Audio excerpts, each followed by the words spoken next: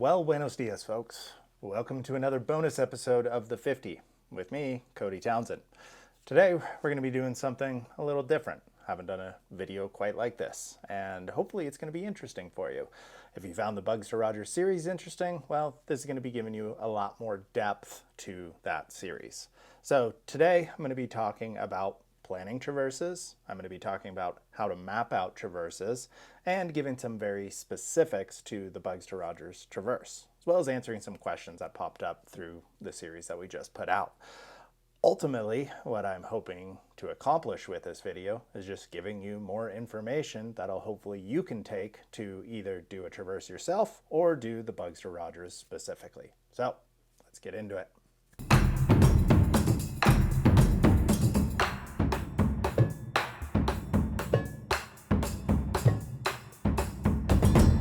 Okay, so to walk you through this, we're going to be doing a bit of screen share, and I'm going to be kind of going through some of the mapping of this traverse. The map I'm going to be using is onxmaps.com.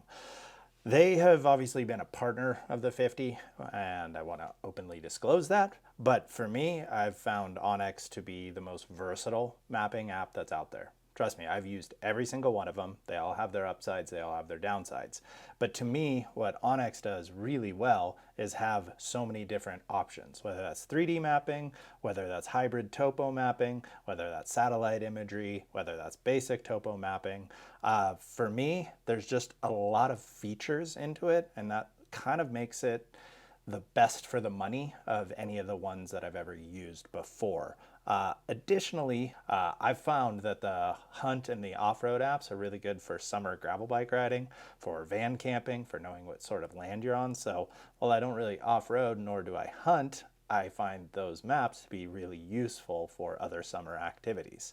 The other thing I want to address before we also fully get into it is that although this video is meant to help you plan a traverse, I would say that no video can properly prepare you for a traverse. They are incredibly challenging, especially when it comes to these multi-day adventures through very big mountains. Hell, the ACMG, the Association of Canadian Mountain Guides, uses traverses as their final exams for students. That's how challenging they are. So to me, they test your skills in so many different ways. They test all your navigational skills, your awareness skills, your stability awareness skills, your fitness, obviously, your navigational skills. They're just pretty complex when you're out in the mountains for 8 days straight, and all you have is what's on your back and your map on your phone. So anyways, don't think this is gonna just watch this video and just go out there and do it. I trust you won't do that. You guys are smarter than that. But anyways, hopefully this still will help if you are wanting to go out on a traverse. So after that last little disclaimer, what I want to do specifically for the Bugs to Rogers traverse is that there is one really key thing if you want to plan out this traverse. So what I'm going to do is go to my search bar, search Bugs to Rogers traverse map. See, it pops up right there. I'm going to go down to this geo backcountry. So Doug Sproul, he's a Canadian legend. He's written guidebooks for the Selkirks in the area. He wrote a mini guidebook for the Bugs to Rogers, and he has all the GPX and KML files publicly available. So go here. You're going to want to download these files. So I'm going to go to where his Dropbox is, get these downloaded, and then let's go back to Onyx. Let's import content, and let's have a new folder, select from computer. Let's go to downloads. There's the Bugs to Rogers traverse. There's the GPX file. Boom, let's upload that. So, you know, we as ski mountaineers and skiers definitely have reverence for people in the past, and that's because it was much harder back then. From gear to things like maps, they were figuring out as they went. These people that did it in the 60s were pioneers. For us, well, we have this digital outlay that just popped up. We pretty much have in our phone a guidebook for this entire traverse. So Things are easier these days, but that also can make for safer adventures and more accessible adventures. And in this specifics, Doug Spruill did an incredible service and made all these GPX and KML files publicly available. So yeah, here we go. They're all popped up. Wow, impressive. There is your Bugs to Rogers traverse. So you can kind of see the general layout of where you're going, the mountains you're traversing through. It's got a very north to south trajectory, and it goes through what looks like a few different mountain ranges. Okay, so in my opinion, there's three very key things to planning a traverse. The first of which a map really helps you with. So that first thing is getting familiar with this route. So ultimately what I'm going to want to do is study a lot. I mean, personally, I think I spent at least an hour a day, possibly more, for a week or 2 weeks, just kind of getting familiar with this route in general. I wanted to know the general layout, the general direction, just kind of what terrain I'm going through. And that's where these mapping apps are really, really useful. So, from here I can kind of see it has this sort of southeasterly trajectory. You've got one big valley crossing. You've got two major mountain ranges and then kind of into a third sub-range. You can see this exit out, and I can see all these key waypoints that the GPX file gave me. I also am seeing here that there's multiple different options for routes. So that means there's flexibility, that I'm not necessarily stuck to one trail. Obviously you want to get the general stuff done with, getting kind of overall familiarity with it. And then I want to dive in a next level deeper. So that next level, let's start zooming in. And what I'm going to be looking for is peak names, glacier names, and pass names. So I want to know the names of everything. One, so I can communicate with my partners better. Two, so I can communicate with locals to get better beta, talking about certain cruxes and whatnot. And three, if there was ever a rescue scenario, you're going to end up being able to communicate with the rescuers pretty effectively. So I'm going to dive in here. We start off the Asulkin Pass unrestricted parking Trans-Canada Highway. So this is the Illecillewaet trailhead. You might be familiar with it because we did a couple other lines starting right here. We went up here all the way over to the Young's Pass Traverse to go ski 7 Steps to Paradise right there. And then we also went over Asulkin Pass, which is right here, and then went all the way through here to attempt to do the Comstock, which Mount Dawson, or no, that's Selwyn. Mount Dawson is Hassler. That's the other name for it. Dawson, Hassler, it's kind of got two names. So anyways, to go ski the Comstock Couloir. So you're familiar with that trailhead. But from there, I kind of want to look at the route a little bit more specifically. So we know that right here, we've got the Illecillewaet Nev, which is another word for a glacier, kind of just means ice cap, if you will. Going through here, got the Glacier Circle Cabin. Key thing to remember, come up in the video later on. We've got waypoint 30, so just kind of look into this. I just want to check it out. So obviously, just by looking at this map and getting more familiar with it, I can see seems like a little bit of a crux right there, which we'll talk about a little more. The DeVille Glacier. We've got, what's that? There's Mount Wheeler right there. Ultimately, I'm just going to keep flying by everything, just checking out this route and studying it pretty effectively. Sugarloaf, there's a peak name. So, looks like a lot of glaciated terrain through here. That looks like a big fun ski down. This valley, which is the Beaver Valley. Okay, this is a valley that runs very north to south and looks like a big crossing. Dive back in. Let's keep going through. I'm not going to talk too much longer about that. W23, Silent Pass, that's a key thing to remember. The Spilmachine Glacier. Yep, we got Kingsbury Hut, which you might remember. It's where I said the Two Wolves line. Yeah. Anyways, so study your maps. Spend a lot of time with it. Really get familiar with these routes. You have the map in your pocket on your phone, but ultimately I want to kind of have a lot of this in a certain way memorized. It's only going to help you while you're out in the field, especially help you for planning the rest of your traverse. Okay, second thing, mapping your days out. So one of the most important factors to a traverse is figuring out how much food and fuel to bring. As you can remember from the episodes, we were constantly on the edge. We were almost running out. Well, what we were trying to do is bring just enough food to, one, comfortably get through it, and then two, to maybe have a little bit of a backup and things go sideways. But the only way you're going to know how much food and fuel to bring is by knowing how many days it's going to take to complete this. So on average, people say the Bugs to Rogers is about a 10-day traverse, but that might be good for you. That might not be good for you. You might be able to do it faster than that. You might end up wanting to do it slower than that and ski some stuff on the way. So what I'm going to do with this map is start mapping my days when it comes to the length and the vertical feet.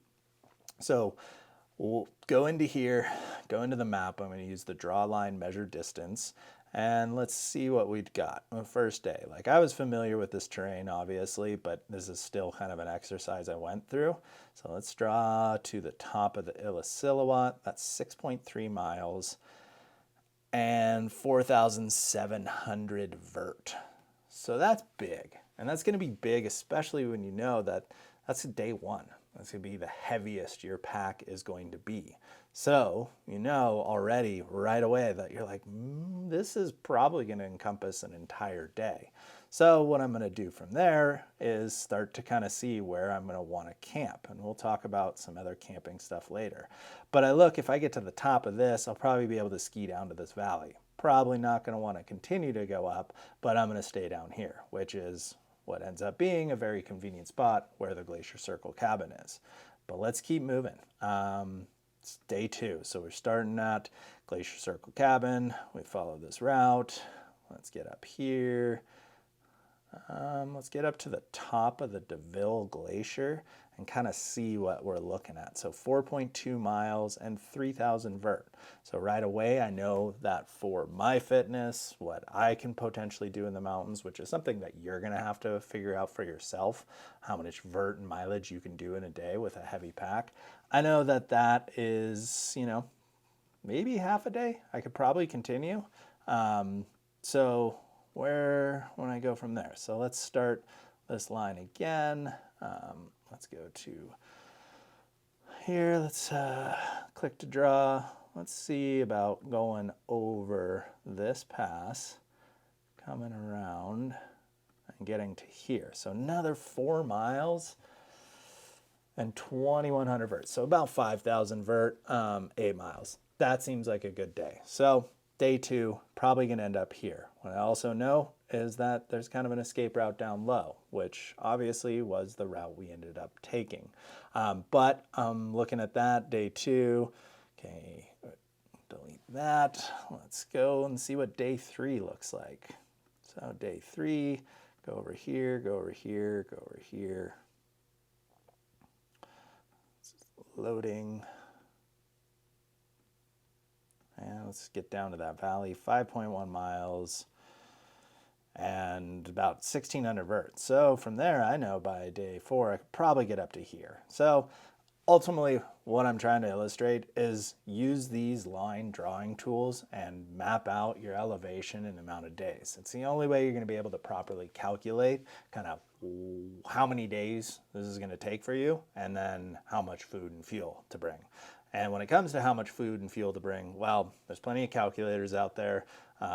If you're going to do a multi-day traverse, hopefully you're very experienced in the way that you know kind of off the top of your head how much food you're going to want to eat during this time and then how much fuel there is. Again, search that out for yourself, but mainly what we're focused on is our distance and vertical feet per day that we're going to have to accomplish to get it in a certain amount of days. Okay. Next subject. 3. Where to camp. So as we were kind of going through here, I think you could kind of note that we're also trying to factor in where we're going to camp. So when it came back to the Illecillewaet, obviously you get up to the top, like why would you just set up camp right on the top if that's your full day? You're going to want to end up skiing down low. And obviously there's a cabin there, so it seems like a great place to camp. Well, the rest of the way, there's not many huts or cabins. So what I'm looking at And when it comes to camping spots, I'm going to be looking things without overhead exposure. I'm going to be looking for potentially lower points and points that are protected and points that are just not going to be exposed to the elements and that I have an escape route from. So when it came down to it, this was pretty clutch for us. So if we were talking about before this kind of day two, we looked at day two ending up high up in this kind of valley. Pretty glaciated, kind of a saddle, exposed to winds from the southwest, exposed to east winds. You're kind of just sitting up high and exposed. So know that that is pretty high elevation right there. And if we want to actually check on that, let's throw it into the 2D map. Let's go into the hybrid topo. So if we're looking at that high point, actually this low col, yeah, let's see what the elevation is. Oh yeah, like 9,400 feet. So knowing that with that, if I've got weather coming in, I don't want to camp up there. So again, I'm going to be looking for kind of low points. I'm going to be looking for places that are a little bit more protected and don't have overhead exposure. So if you look into our day two camping spot, we camped kind of right here at this waypoint 28. It was pretty clutch because we had overhead exposure right here. We had overhead exposure here, but we were able to kind of look into this area right near this creek, kind of right near these trees, protected from anything, no historical signs of avalanche, down low, and kind of just in general sort of protected. So yeah, that's what you're kind of looking for, because obviously if I'm mapping out my days, I also want to know that, like, where do I ideally want to end? You don't want to ideally end at some high elevation, right on some peak, right on some pass. You know, be looking for these places like Silent Pass, where that parking lot sign was. You're going to be looking for places like this, which was kind of one of my favorite camping spots. It was also kind of a little brutal, but we got through this malachite spires. I still don't know how to say that word. I think it's malachite. And getting down to the here, and this is the other thing I'm really looking for, is east-facing camping spots. So I want to have the sunrise hit me first thing in the morning. 1, because it helps wake you up. 2, warms up your tent the quickest. And 3, just gets you going to the day. So sure, sunset light is really nice, and being on the west slope of things, you get that. But ultimately, the most important when it comes to traverse is moving, getting up early, and continuing to go. As you could tell from our traverse, sometimes we had some struggles with that. But if we didn't have that 5 a.m. wake up, well, you know, that would have made it a little bit tougher to even get started. If we were in the shade till 8 a.m., like, oof, we wouldn't get started till like 9, 10 a.m. So look for east-facing spots as well. Okay, so last thing, and this is probably one of the most important things, is that if you are a subscriber to Onyx, which you should be, and also note that if you click on the link down in my caption, you're going to get 20% off and a 14-day trial for free. It's well worth it. It's $20 a year plus a 20% discount. Even if I wasn't sponsored, I'd be paying for it. It's a really good app, like I've said before. But anyways, you're going to want to download the app for your phone. Once you have it on your phone, what you really want to do is download the actual maps themselves, the offline maps, because you're not going to have service out there. So make sure that you actually download the areas that you're going to want to navigate so that you have those maps readily available for you on your phone. Okay, so let's address some questions that popped up specifically from the Bugs to Rogers Traverse and these episodes. The number one question we continue to get was about cache placement. So putting caches in is pretty clutch for a 10-day traverse. I mean, ours ended up being 8 days, 7 moving days. We didn't know where to put our caches in. Historically, there wasn't much of a precedent. When you come south to north, the Kingsbury Hut is a pretty obvious place.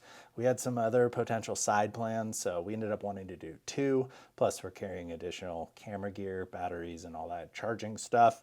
So we had heavier bags to begin with, so we kind of wanted to put 2 in there. Where we put our caches was right here in this Beaver Valley, and then right here, right before the Conrad ice cap, so WP10A. And how we got them in there, which was the number one question, was via helicopters, which I know When you say it like that, it sounds really stupid, that you're using helicopters to fly in food to walk down through the mountains for 10 days. And trust me, it sounds dumb, but this is historically how it's been done for a very long time. If you're worried about the carbon footprint, don't worry, I am too. But I want to give you some context as well. So there's a guy, he owns a social media company, also a green car company. You might know who I'm talking about. He recently just flew to Qatar on a private jet. I think you saw him there at the World Cup. That one private flight was 54 metric tons of carbon output from it. I calculated the carbon output for our flight time to get into here. It was about 0.19 metric tons. So it's not great. I don't want to use helicopters as much as anyone. I would much rather use my feet. I would rather use other means. But ultimately, the output that this has is so minor compared to so many other things. I know that doesn't excuse it, but ultimately, think about these helicopters in these mountainous regions. They are tools. These are key resources for science, for seismology, for industry. When you have places like Canada, which are filled with mountains, helicopters aren't just some joyful luxury item. The helicopter service we use, they don't do heli skiing. All they do is provide service for industry and things like this. So, we had about a 45-minute flight in total to drop off 2 caches. It was about $800 in US. You divide that up among your party, it is pretty affordable. So a lot of other people do that. If you do the Kingsbury Hut as a drop, you can potentially get a hitchhike in. If you can do it at the right time, you might be able to drop it off with people that are flying out there to go for a ski touring kind of week out there. So yeah, that's kind of how you put it in there. The other thing is we made them out of wood so we could burn them. We had a few screws in them. We removed those screws, put them in our pocket, packed them up, went from there. Otherwise, we burned the caches. All that's left is a little bit of charcoal. I will say when you're placing in caches, there was one mistake, but kind of planned on it, which is try and put your caches up high. Putting it down in this valley isn't the smartest thing because it means you're just going to load up weight and then have to go back up, whereas we could have used the helicopter, put it up here at Silent Pass, and saved ourselves an extra 10-15 pounds in our pack from hiking 3,000 vertical feet. So anyways, think of high points if you're ever putting in the caches, and yeah, put them in any sort of way you can, but that's what you got to use in the Bugs to Rogers is a helicopter. The other question I got a lot, this was on social media. Everyone's asking me why I don't put my liners in my sleeping bag, as if it's a trick I don't know. Trust me, I spend 20 to 40 days in the winter sleeping on the snow. I kind of know a lot of tricks out there, and that is a good trick. But ultimately, what I tend to find is that eventually your boots get so soaked, and on a traverse like this, that it stops mattering, really. Like, ultimately putting that wet of ski boots, ski boot liners in my sleeping bag was making my sleeping bag wetter, was making my sleeping worse. And honestly, I could just tough it out for 2 minutes. The warmth that you get from keeping it in your sleeping bag is equivalent to just shoving your foot in your boots and walking for 2 minutes. So ultimately I found just like you toughing it out is a little bit easier. I mean, I had such swamp foot, there was no chance they were drying out. And putting in your sleeping bag, it doesn't dry anything out. It just keeps them maybe from not being frozen. So yes, I know that trick. There's plenty of other tricks, but you can't really do much about it. You kind of just gotta drink concrete and toughen the F up. So that was kind of the theme of the trip for me, and just tough it out. So sure, sucks putting them on in the morning, but whatever, it's part of the game. Last question I got a lot was about the beige kit. The fact that I'm wearing pretty light colors. Well, I will say I didn't really have a choice in that. That is because that was sort of what I was getting. And second, I don't think it's as important as everyone makes it out to be. When you're in a helicopter, for instance, and you're flying over, it's really hard to spot people. And when you do spot people, you see kind of figures moving. You don't see like, oh, that guy's wearing orange, that guy's wearing green, that guy's wearing white. Like, you kind of just see a figure. Colors, from what I've heard, aren't super critical. Like, sure, if you put out a giant tarp or a tent, that's pretty good, big surface area. But for humans, I don't know. I debated a little bit. Sure, I do think having a little brighter kit potentially safer, but ultimately, it's not too big of a deal in my book. I will say I do have some brighter colors in this upcoming kit, but again, it's less of a big deal than made out to be, in my opinion. So you can disagree with that and argue in the comments. Go for it. Whatever. Okay, lastly, if you are ever planning to do the Bugs to Rogers Traverse, I'm going to name 6 things that you cannot miss. So, on the Bugs to Rogers, number 1, stay here. Stay at the Glacier Circle cabin. This place is amazing. It works out really well, whether that's day 1 if you're starting from the north. It also works as your last point you're going to stay if you're coming from the south. It is a beautiful, amazing old school cabin with a lot of history. So don't miss it. I mean, it's pretty hard to miss it, but I don't know, if you got lazy and wanted to camp in the valley or whatnot, take that extra little bit of extra effort, go find it. It's a little tricky to find, and go camp at the Glacier Circle cabin. It's really cool. There's some cool stuff on the walls too. Number 2, the Kingsbury Hut. So you remember that when we were deciding whether to continue on. So let's go fly over here to the Kingsbury Hut. This hut is a pretty cool hut, but what I will say is that you have to book it in advance. Pretty tough to book when you're going out on a traverse. I prefer to plan my traverses like this around the weather. I know that everyone doesn't have that necessary luxury, but it's kind of tough to figure out exactly what day you're going to show up there. If you can do that and the weather is cooperating, great, book it in advance. But otherwise, you're not really supposed to stay there unless you've booked it out and paid for it. So we did have some people that we kind of knew, friends of friends, that we ended up seeing skiing. We probably could have stayed there, but that also factored in is that, well, other people have rented this out. They probably don't want us crashing our party. But if you do plan on staying there, you got to book it out. So, okay, so next thing. The whole crux of this entire traverse was often said to be right here, the DeVille headwall. So if you've seen the Patagonia movie, Minds Over Matter, you see a big like rappel right through there. That was always seemingly like one of the scariest and most nerve-wracking parts. You've got a really heavy pack and you've got to rappel like 90 meters or so, like 120, 150 feet. I don't know math very well. It was always kind of seemed a pretty intimidating thing. Well, the thing is, climate change has done some damage. Can look at it positively or negatively. I think negatively is a better way to look at it, but from a positive perspective, you don't have to rappel anymore. So you could see that we climbed up a couloir right next to where the old rappel is. That couloir is skiable. This glacier has receded so much that it's pretty much passable anymore. You don't have to rappel a head wall or do 5th class climbing to get through it if you were going from the north to south direction. So it goes through, yeah, you can pretty much just ski through it. You're obviously going to still want ropes because you're going to be on glaciers, but you don't necessarily have to bring rappelling equipment quite like you did. I necessarily wouldn't bring something like that anymore. So next, the 4th most important thing, ski this line. So if you were coming from a south to north perspective, there's this peak right here, International, and there is a slope right here that has incredible skiing. You might remember when we were kind of walking up this head wall and we got to that very steep kind of skin track. Well, before that, so I got to witness a crew, friends of friends, Martin Lentz and a crew of other buddies ski the north face of International Peak in just absolutely perfect conditions. I was very jealous at that point because here we were walking up the south face and we were just going to continue right on by.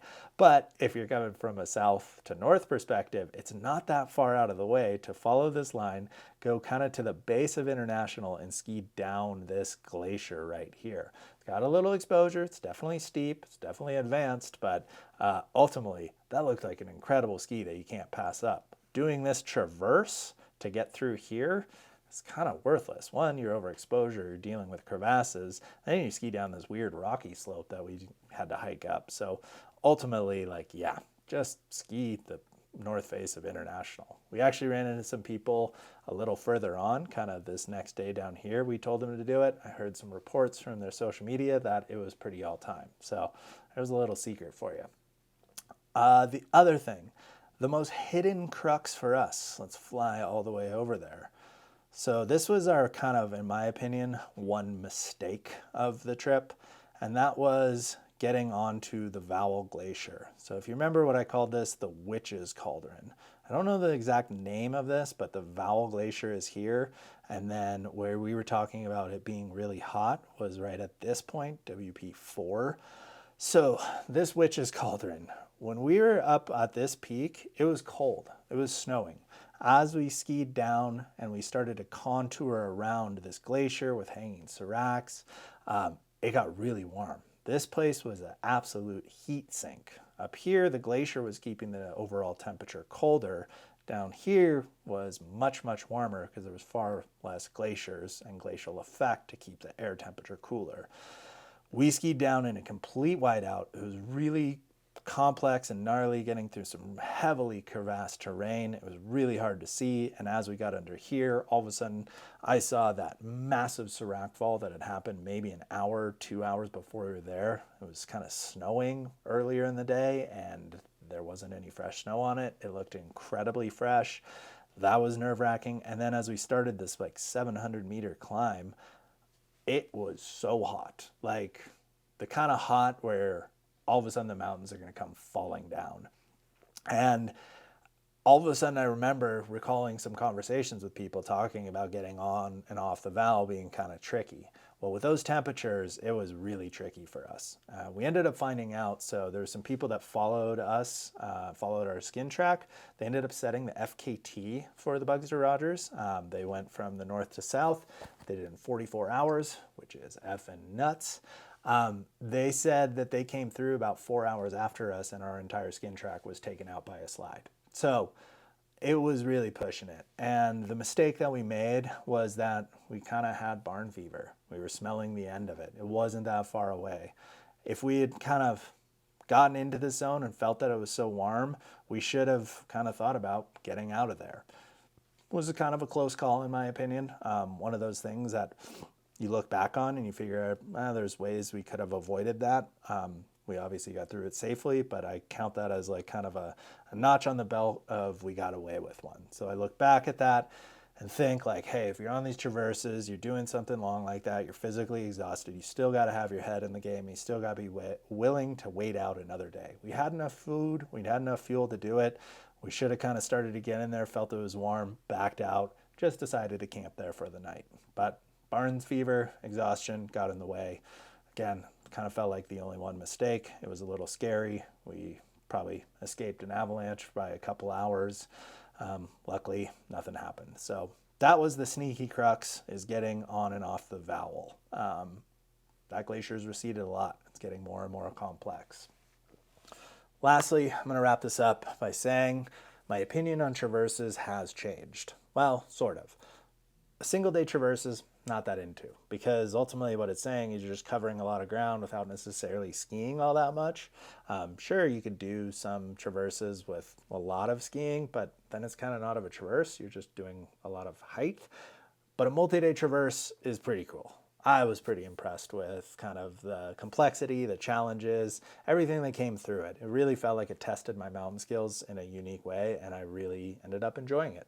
It was hard, it was challenging. I'm not going to set out to do them all the time, but I definitely know this isn't my last multi-day traverse. I found it pretty enjoyable, and I would say if you ever want to test your mountain skills, if you ever kind of want to do something that really feels out there, go do a multi-day traverse. Do maybe the Bugs to Rogers, do another established one. Hell, do one out of your backyard. I don't care. But ultimately, it's pretty cool being out in the wild for days on end. So thanks for watching. Don't forget to like, subscribe, and comment. That's what I'm supposed to say as a YouTuber, so I just said it. Otherwise, until the next episode, coming out soon.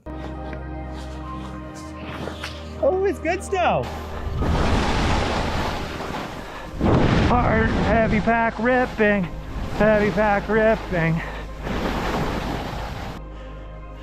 Bugs to Rogers Traverse, number 40. done. I still don't know why traverses are in a book with the word descents in the title, but it was still pretty cool. Stoked I did it.